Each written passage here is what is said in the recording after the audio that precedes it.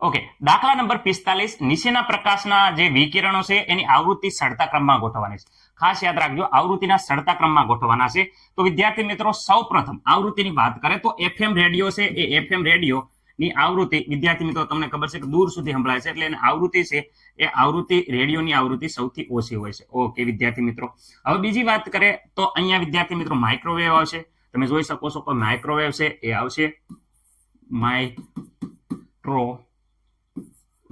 Okay, microwave પછી વિદ્યાર્થી મિત્રો તમે જોવા જાઓ તો અહીંયા આવે છે અંબર પ્રકાશ, ટ્રાફિક સિગ્નલોનો જે પ્રકાશ હોય એ વિદ્યાર્થી મિત્રો આવશે. એટલે વિદ્યાર્થી મિત્રો હું અહીંયા લખું છું અંબર પ્રકાશ.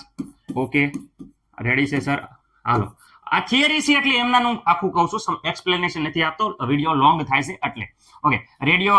ઓકે, અંબર પ્રકાશ પછી બે રહ્યા, એક તો અહીંયા રહ્યો કોસ્મિક કિરણો અને એક્સરે કિરણો. તો કયા પહેલા આવશે? તો વિદ્યાર્થી મિત્રો પહેલા આવશે એક્સરે કિરણો. આપણે થિયરીમાં સમજાયું હતું, બધાને વ્યવસ્થિત રીતે થિયરી આવડતી છે તો એવી આશા સાથે.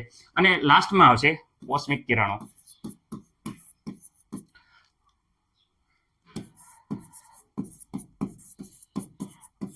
ઓકે, હવે મને નથી લાગતું કે કોઈ બાકી હોય. અહીંયા વ્યવસ્થિત રીતે સમજાઈ દીધું છે, તમે જોઈ શકો છો. થિયરી આવડે તો આખો આ પ્રશ્ન નંબર આવૃત્તિના આપણા ક્રમમાં આ રીતે તમે ગોઠવી શકશો. રેડી?